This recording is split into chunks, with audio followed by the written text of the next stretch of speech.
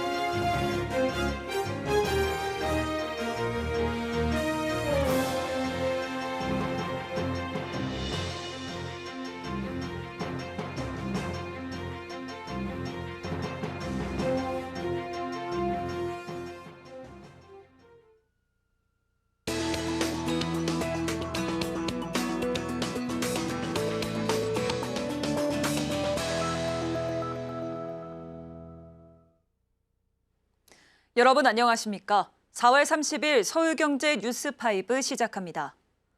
삼성전자가 오늘 1분기 확정 실적을 발표했습니다. 스마트폰 판매 호조로 사상 최대 분기 매출을 기록했는데요. 영업이익은 6조 7천억 원가량으로 소폭 개선됐습니다. 다만 주력인 반도체 사업에서 1조 1천억 원의 영업이익을 내는 데 그쳐 아쉬움을 남겼는데요. 자세한 내용 산업일보 김혜영 기자와 이야기 나눠보겠습니다. 기자님 안녕하세요. 안녕하세요. 네, 먼저 삼성전자의 1분기 성적표 먼저 짚어주시죠. 네, 삼성전자가 올 1분기 매출 79조 원을 기록하면서 분기 기준 역대급 실적을 썼습니다. 1년 전과 비교해 10% 증가한 수치인데요. 그러나 매출이 늘었다고 해서 축배를 들 수는 없는 상황입니다. 역대급 매출 이면에는 다소 악화된 수익성이 자리하기 때문인데요.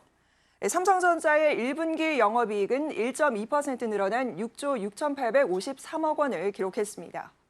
매출 대비 다소 아쉬운 수익을 낸 건데 1분기 영업이익률은 8.4%에 그쳤습니다. 네, 반도체 부문에 대한 우려와 기대가 공존했는데요. 부문별 세부 실적 결과는 어떻게 나왔을까요? 네, 스마트폰 갤럭시 S25가 전체 실적을 견인했습니다. 모바일 사업에서만 4조 3천억 원의 영업이익을 올렸는데요. 디바이스 경험 부문도 가전 수익성 개선에 힘입어서 4조 원대 영업이익을 냈습니다. 반면에 반도체 부문의 부진은 여전했습니다. 반도체를 담당하는 DS 부문은 1조 1천억 원의 영업이익에 그쳤습니다. 이로써 삼성전자의 반도체 부문 영업이익은 3개 분기 연속 감소했는데요. 이 중에 메모리 매출은 19조 1천억 원으로 전분기 대비 17%나 줄었습니다. 고대역폭 메모리 판매가 줄어들었고 또 파운드리의 가동률도 정체가 좀 되면서 부진을 벗어나지는 못했습니다.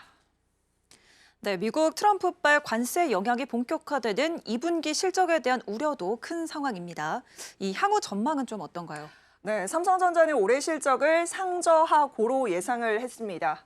우선 2분기에는 미국의 관세 정책에 따른 불확실성이 큰 상황이다라고 언급을 했습니다. 다만 이런 불확실성이 완화가 되면 하반기에는 실적이 개선될 것으로 전망했습니다. 부문별로 보면 통상 2분기가 스마트폰의 비수기로 통하는데요. 삼성전자는 갤럭시 S25 엣지 등 플래그십 중심으로 판매를 확대해서 이 부분을 좀 방어하겠다라는 계획입니다. 자, 이와 함께 삼성전자의 아픈 손가락이죠. 이 고대역폭 메모리 HBM의 판매량과 관련해서는 1분기에 저점을 찍고 2분기에는 제품의 판매 확대를 전망했습니다. 매 분기 계단식 회복이 기대가 좀 된다라는 건데 현재 삼성은 5세대 HBM의 제품 샘플을 주요 고객사들에게 전달을 했고요. 6세대 제품과 관련해서는 현재 협의에 진행 중인 상황입니다. 이를 통해서 실적 개선의 발판을 마련하고자 굉장히 분주한 모습입니다. 또한 연구개발비 부문은 1분기 기준 최대인 9조 원을 투자하면서 활로 찾기에 분주한 상황인데요. 한편 삼성전자는 책임 경영 강화를 위해서 임원들의 성과급에서 주식 보상 비중을 확대한다는 계획입니다. 네, 지금까지 김혜영 기자와 함께했습니다. 오늘 말씀 고맙습니다.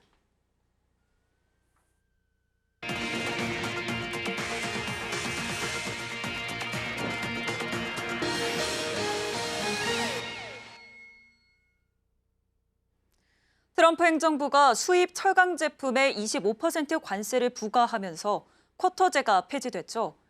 국내 철강업계는 물량 제한 없이 수출 확대가 가능할 것으로 기대했는데요. 미국이 수입량을 면밀히 살펴보고 있는 데다 미국과 관세 협상 중인 정부가 무역 마찰을 우려해 조심스러운 움직임을 보이면서 업계도 수출 물량 조절에 나서는 분위기입니다. 김효진 기자입니다. 트럼프 행정부의 새로운 관세 정책으로 263만 톤의 무관세 쿼터제가 사라졌지만 올해 철강 제품의 미국 수출량이 예년과 비슷할 것이란 전망이 나옵니다. 철강업계는 쿼터제 폐지와 25% 품목별 관세 부과가 결정됐을 때 관세를 부담하고서라도 미국 내 수요가 높은 품목은 수출량을 늘려 쿼터제 폐지를 전략적으로 활용하려 했습니다. 하지만 최근 미국 정부의 수입량 모니터링에 더해 미국과 관세 협상 중인 정부가 무역 마찰을 우려해 조심스러운 움직임을 보이면서 업계도 몸을 사리는 모습입니다. 업계 관계자는 쿼터제가 사라져 공식적으로 수출 물량 제한은 사라졌지만 미국이 수입량을 면밀히 모니터링하고 있어 쿼터제가 있던 예년과 비슷한 수준으로 연간 수출량을 맞추려 하는 추세라고 설명했습니다.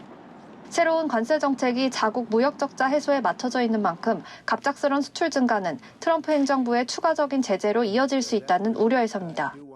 실제로 쿼터제가 폐지된 지난달 산업부와 철강협회, 업계가 모인 간담회에서는 대미 수출을 무리하게 늘리지 말라는 이야기가 나온 것으로 알려졌습니다. 무관세 쿼터제가 시행되던 시기 미국으로 수출된 국내 철강 제품은 연간 약 270만 톤으로 이는 전체 철강 수출 물량의 약 10%에 해당합니다. 업계에선 차기 정부 출범 이후 진행될 미국과의 협상 과정에서도 급격한 수출 증가는 오히려 협상력을 약화시킬 수 있다고 보고 있습니다.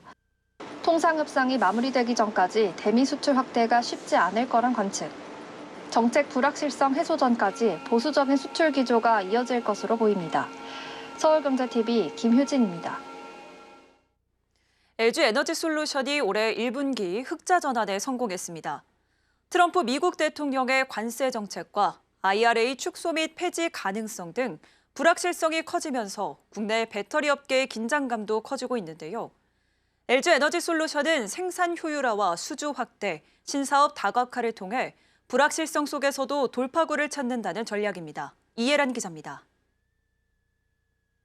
LG에너지솔루션이 오늘 1분기 매출이 6조 2,650억 원으로 전년 동기 대비 2.2% 증가했다고 밝혔습니다. 전체 배터리 출하량은 줄었지만 달러 강세와 고부가 제품 덕분에 평균 판매 가격이 오른 결과입니다. 영업이익은 3,747억 원으로 같은 기간 138.2% 늘어나며 흑자 전환했습니다. 다만 미국 IRA 세액공제 4,577억 원을 제외하면 실질적으로는 830억 원의 영업 손실이 발생했습니다. 컨퍼런스콜에서 회사 측은 미국의 관세 정책 변화가 계속되고 있어 2분기에는 1분기보다 일정 수준 매출 감소가 불가피하다며 원가 절감을 계속 추진하고 미국 내 생산 역량을 기반으로 ESS를 통해 수익성을 보강해 나갈 것이라고 설명했습니다. 미국이 중국산 ESS 제품과 배터리 소재의 150% 이상의 고율 관세를 부과하며 생겨난 탈중국 기조가 현지 생산 능력을 갖춘 LG엔솔에는 상대적 우위를 확보할 기회라고 본 겁니다. 또한 올해 설비 투자를 30% 이상 감축하고 기존 공장 활용을 높이겠다는 방침도 밝혔습니다. 신규 공장 증설 계획은 당분간 없다는 겁니다. 당분간은 재무 건전성 강화를 최우선 과제로 해서 내부적으로 레인지의 하단인 전년 대비 30% 이상으로 캐펙스를 낮추어서 정설 투자를 축소하고 운영 효율화에 만전을 기하고자 합니다.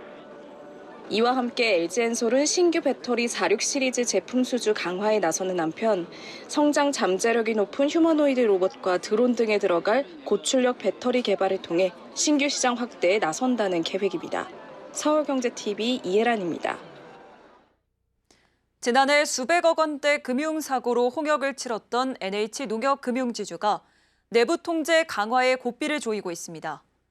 지난 2월 취임한 경제관료 출신 이찬우 NH농협금융지주 회장은 고객 신뢰 없이 금융사 미래는 없다며 금융사고 예방에 나섰는데 내부적으로 해결할 과제들도 제기됩니다. 이연아 기자입니다.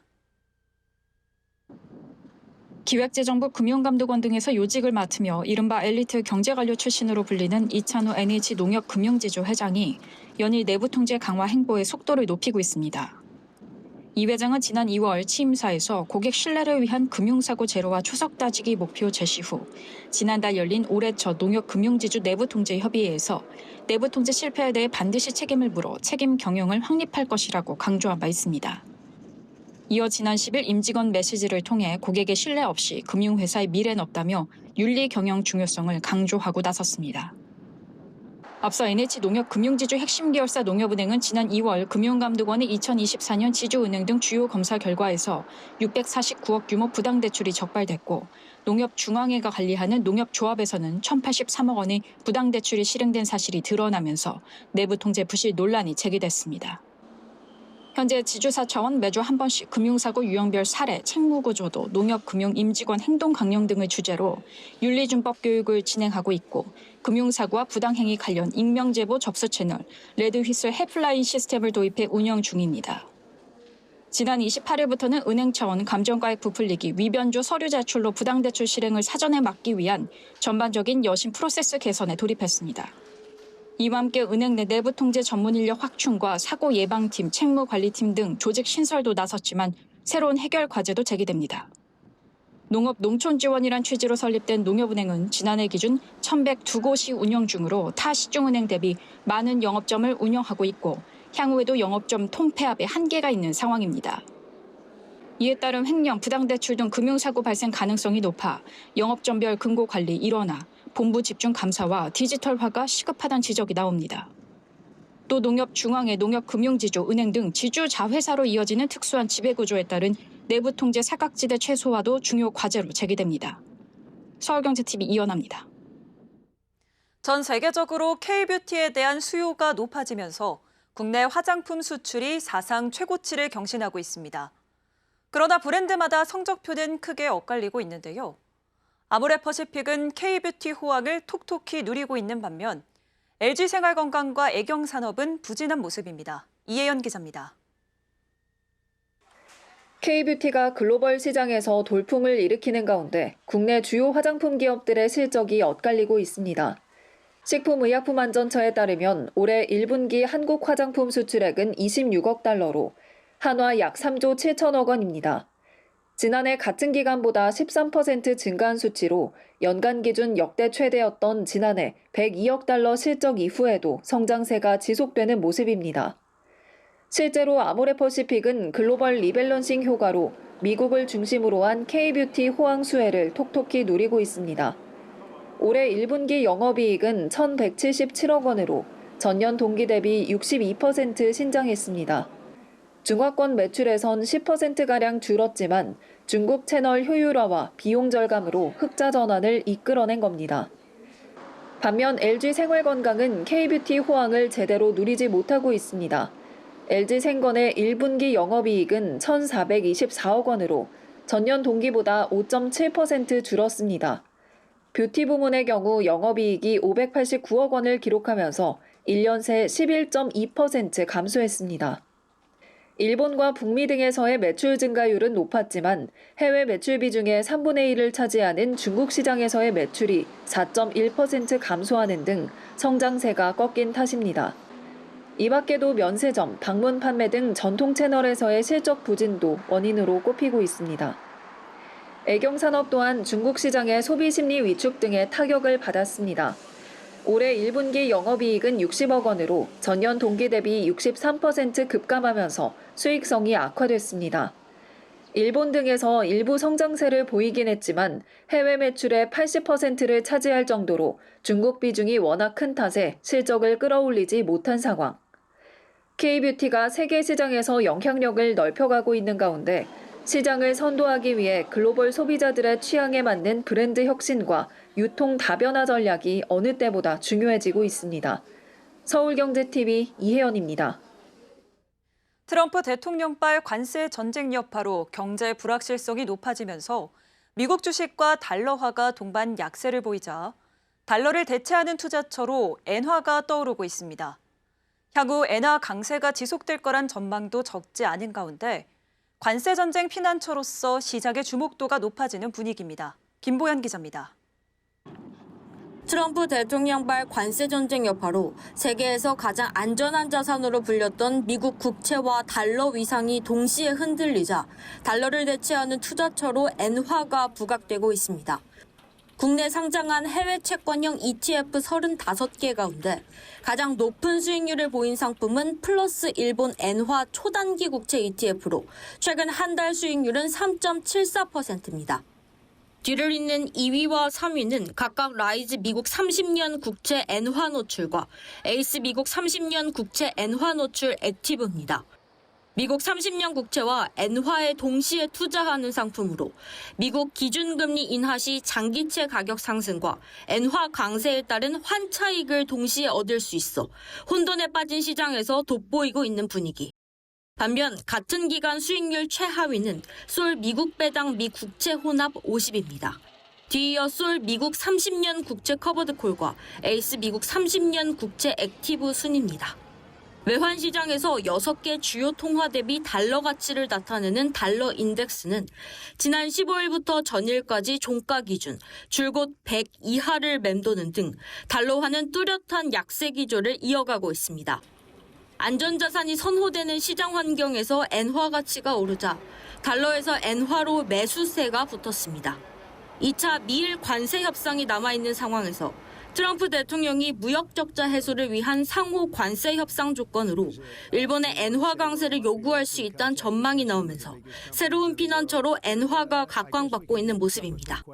서울경제TV 김보연입니다.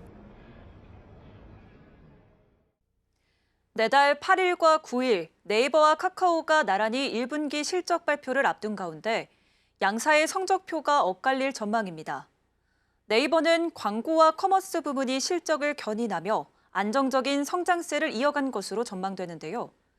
반면 카카오의 경우 본업에서의 부진은 면했지만 매출의 절반을 차지하는 콘텐츠 부문이 발목을 잡을 것으로 관측됩니다. 이수빈 기자입니다. 다음 달 각각 1분기 실적 발표를 앞둔 네이버와 카카오의 실적 전망이 엇갈리고 있습니다. 커머스 부문 경쟁력을 강화한 네이버는 안정적인 성장세를 이어갈 것으로 보이는 반면 카카오는 콘텐츠 부문 부진 영향으로 다소 아쉬운 성적표를 받아들 전망입니다. 금융정보업체 FN가이드에 따르면 네이버의 올 1분기 예상 매출은 2조 7,984억 원, 영업이익은 5,107억 원입니다. 매출은 전년 동기 대비 약 10.8%, 영업이익은 16.2% 오른 수치입니다.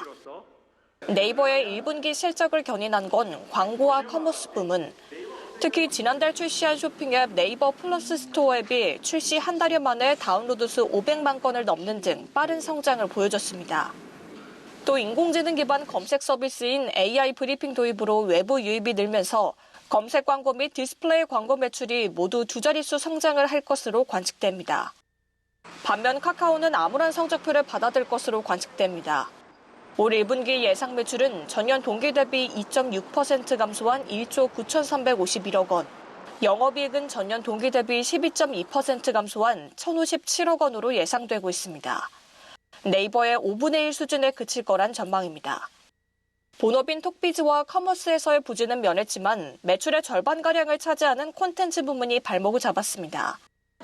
카카오 게임즈의 경우 기존 개인 매출 하락과 흥행 신작 부재로 적자가 예상되는 상황입니다. 카카오 엔터테인먼트 역시 웹툰 시장 성장세 둔화로 전년 대비 매출 감소가 불가피할 전망입니다. 두 기업 모두 하반기 실적 변수로 AI가 꼽힙니다. 네이버는 올 하반기에 커머스 맞춤형 AI 서비스를, 카카오는 대화형 AI 카나나 출시를 통해 본격적인 AI 수익화에 나선다는 계획입니다. 서울경제TV 이수빈입니다. 반복되는 금융사고와 자산 편중 구조 속에서 금융시장의 신뢰 회복이 핵심 과제로 떠오르고 있습니다. 이복현 금융감독원장은 오늘 서경 금융전략포럼에 참석해 부동산 금융에 대한 체계적 관리와 내부 통제 시스템 강화가 금융권 신뢰 회복의 열쇠가 될 것이라고 강조했습니다. 김도하 기자입니다. 서울경제신문과 서울경제TV가 주최한 제28회 서경 금융전략포럼이 오늘 오전 서울 중구 더 플라자 호텔에서 열렸습니다. 이날 행사에는 윤한홍 국민의힘 의원과 유동수 더불어민주당 의원, 금융당국 관계자를 비롯한 업계 관계자 300여 명이 참석했습니다. 올해 포럼의 핵심 화두는 금융권 신뢰 회복. 이복현 금감원장은 금융환경 변화와 금융권 신뢰 회복을 위한 감독 과제를 주제로 기조 강연에 나섰습니다. 이 원장은 현재 금융시장은 자산 편중과 디지털 격차, 내부 통제의 한계로 인해 구조적 신뢰 위기를 마주하고 있다고 진단했습니다. 전체 민간 여신 약 3,900조 원 중 절반가량이 부동산에 집중돼 있고 가계부채 문제는 소비 위축과 실물 경제 불안정성을 키우고 있다는 분석입니다. 여기에 금융사 내부의 연이은 사고와 시스템 통제 실패가 더해지며 신뢰를 잃고 있다고 지적했습니다. 이 원장은 리스크 관리 정교화, 경영진 책임 중심의 내부 통제 시스템 개선을 통해 시장의 신뢰를 회복하겠다고 밝혔습니다. 시장 구조 개편, 상장제도 개선의 문제라든가 신뢰를 회복하기 위한 불공정 거래 단속의 문제들로 접근해야 된다는 게 이제 저희가 큰 그림에서 개별 이슈로 보면 사실은 이게 떨어져 있는데 결국 하나의 그림에 모여 있다는 말씀. 또 최근 통신사 해킹 사고와 관련해 FDS 고도화와 다중인증 강화 등 금융보안 감독 대응을 이미 시작했다며 금융사들에게 기술적 방어뿐 아니라 취약계층 보호의 윤리적 책무를 함께 당부했습니다. 이어진 발표에서 박현출 PwC 컨설팅 파트너는 회수율 7%에 불과한 국내 금융사고 현황을 짚으며 AI 기반 레그테크 기술을 통한 통제 시스템 전환이 필요하다고 제언했습니다. 서울경제TV 김도하입니다. 금융당국이 SKT 유심정보 유출 사고 관련 금융사고 예방을 위해 비상대응본부를 구성하고 매일 금융권 대응 현황과 특이사항 점검 등 모니터링을 강화합니다. 오늘 오전 권대영 금융위원회 사무처장 주재로 열린 SKT 유심정보 유출 관련 금융사고 예방을 위한 금융권 점검회의에는 금융감독원, 금융보안원, 신용정보원, 금융결제원, 각 금융사별 협회 관계자들이 참석했습니다. 금융당국은 현재까지 부정 인증이 증가하는 등 특이 징후는 포착되지 않고 있다고 밝히며 비상대응본부를 꾸려 기관별 대응 현황을 공유하고 일단이 금융권 대응 현황 점검에 돌입한다고 밝혔습니다. 당국은 금융권의 휴대전화 본인 인증, 문자 메시지 인증에 더불어 추가 인증수단 마련과 이상거래 탐지 시스템을 통한 모니터링 강화를 주문했습니다. 현재 SKT 유심정보 유출 관련 금융사고는 1322 신고센터로 피해를 접수받고 있습니다. 양조기 KB금융그룹 회장이 금융권에선 유일하게 도널드 트럼프 미국 대통령의 장남 트럼프 주니어와 만났습니다. KB금융지주에 따르면 양 회장은 이날 오전 10시께 조선팰리스 서울 강남에서 트럼프 주니어와 약 30분 정도 만나 의견을 나눴습니다. KB금융 관계자는 두 사람이 아는 사이가 아니라서 상견례를 겸한 자리로 한국 금융산업에 대한 논의와 다양한 투자 방안에 대해 의견을 공유한 것으로 알고 있다고 말했습니다. 트럼프 주니어는 이날 양 회장뿐만 아니라 김동관, 김동원, 김동선 하나그룹 삼형제와 이재현 CJ그룹 회장, 이혜진 네이버 의장, 서정진 셀트리온 회장 등도 면담한 것으로 알려졌습니다. 서울경제 뉴스5 저희가 준비한 소식은 여기까지입니다. 함께해 주신 여러분 고맙습니다.